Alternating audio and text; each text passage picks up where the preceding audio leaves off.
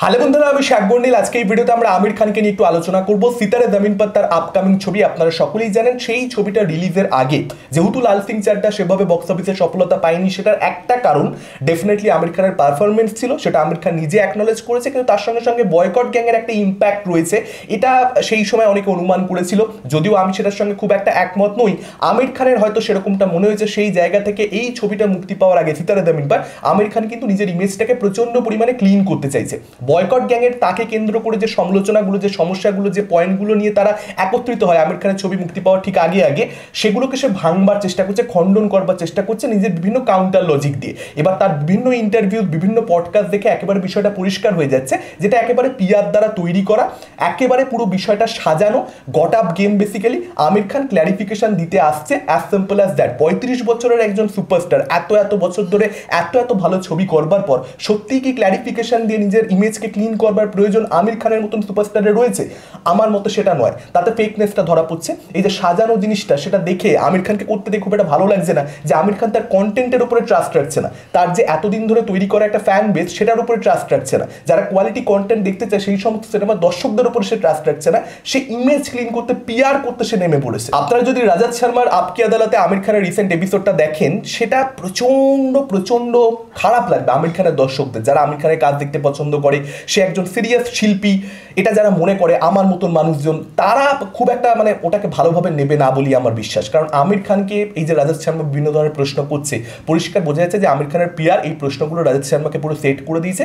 একটা সময় ছিল যখন আপকি আদালত আমাদের প্রচন্ড ইন্টারেস্টিং লাগতো, কারণ যে ধরনের কন্ট্রোভার্সিয়াল কোয়েশ্চেন, যে ধরনের এলিগেশন নিয়ে কোয়েশ্চেন সেলিব্রিটিদেরকে করা হতো রাজাত শর্মার দ্বারা, সেগুলো আমরা অন্যান্য কোনো শোতে দেখতে পেতাম না, এবং সেগুলো কাউন্টার লজিক দেওয়া হতো, সেগুলো ব্যাখ্যা করতো শিল্পীরা যে আচ্ছা আমাদের পার্সপেক্টিভ কী ছিল এই পার্টিকুলার ইস্যুতে, সেগুলো মজাদার লাগতো। কিন্তু এখন যখন পুরো বিষয়টা মনে হচ্ছে সাজানো, তখন আর জিনিসটা মজাদার লাগছে না, বরং কিছুটা রাগই ধরছে। কারণ এই পার্টিকুলার এপিসোডে রাজাত শর্মা এই যে তুর্কির ইস্যুটা নিয়ে আমির খানকে কোয়েশ্চেন করা, যে তুর্কির সঙ্গে একটা ইকুয়েশন আমির খানের, এবং সেটাকে কেন্দ্র করে বয়কট গ্যাংয়ে নানান ধরনের সমস্যা তৈরি করা ছবি রিলিজের সময়, সেখানে আমির খানের যে পাল্টা যুক্তি সেটা এতটাই বেশি পরিষ্কার যে সেখানে ফেকনেসটা সত্যিই বোঝা যাচ্ছে। আমির খান যা যুক্তি সেখানে দিচ্ছে যে ভারতবর্ষের সরকার, তারাও তো হেল্প পাঠিয়েছিল, তারপর তুর্কি বর্তমানে পেহেলগাঁওয়ের সময় পাকিস্তানকে হেল্প করেছে ডিরেক্টলি, তো তুর্কির আসল রূপ যেরকম ভাবে ইন্ডিয়ান গভর্নমেন্ট বুঝতে পারেনি, সেরকম ভাবে আমিও বুঝতে পারিনি, অনেক অনেক আগের ঘটনা, এবং সেটাকে কেন্দ্র করে তুর্কির প্রতি যে নিন্দা আমির খানের, সেটাকে খুব ক্লিয়ার করা নিজের বক্তব্যে।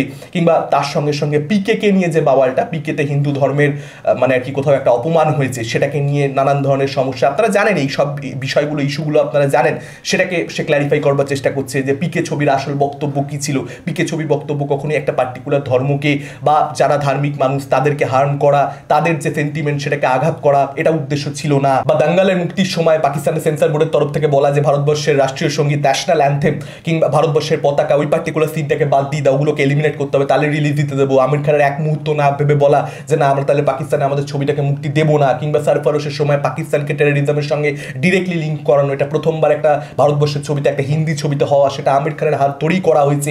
এই বিষয়গুলো যেভাবে সে যুক্তিগুলোকে তার উপস্থাপন করেছে, পুরো ব্যাপারটা দেখে বোঝা যাচ্ছে যে এই প্রশ্নগুলো তাকে করা হবে, সে সেটা জানে, এবং সেই অনুযায়ী সে তার লজিকগুলো একেবারে সাজিয়ে এনেছে, বা তাকে সে সেটা নিজে সাজিয়েছে, বা কেউ একটা তাকে হেল্প করে দিয়েছে, হোয়াট এভার। কিন্তু এটা একদম পরিষ্কার হয়েছে যে সাজানো খেলা।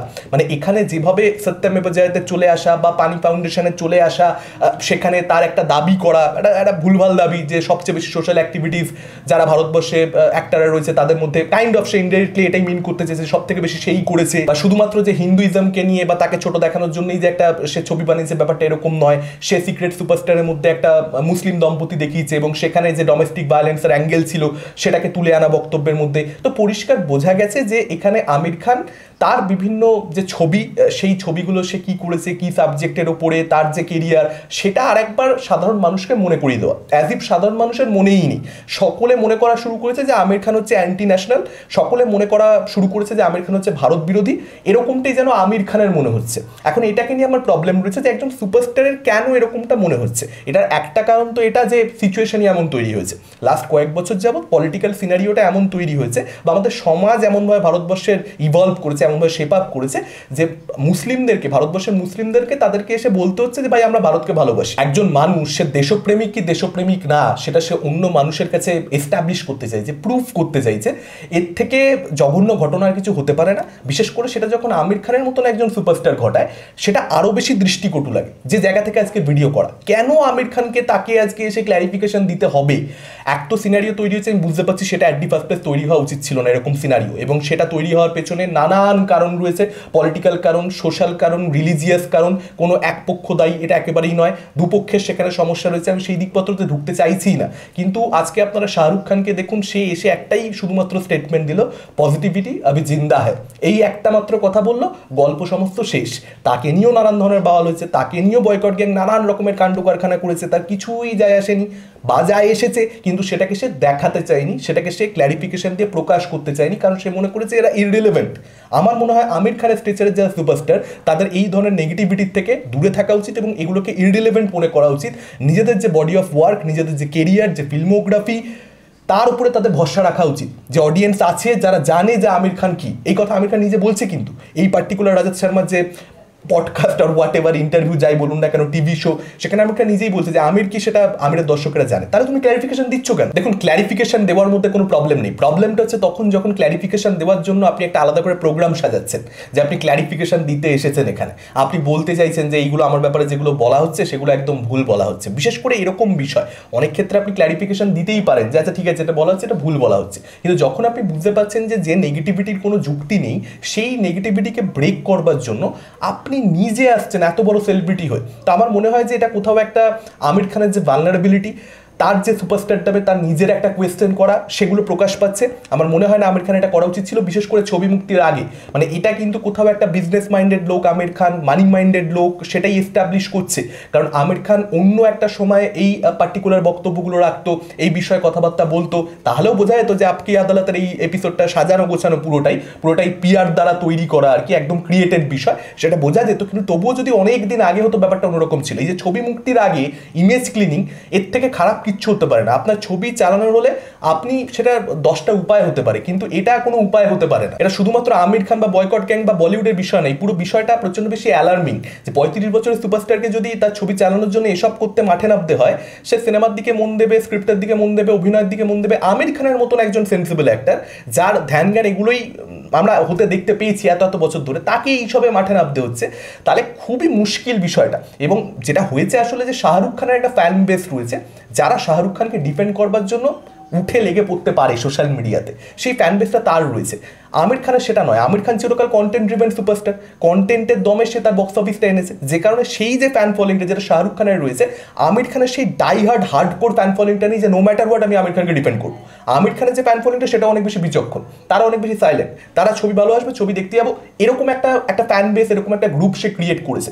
সেই হার্ড নেচারটা তাদের মধ্যে মেবি একটু কম রয়েছে, শাহরুখ খানের ফ্যান বেসে যতটা রয়েছে তার থেকে কম বলছি আমি।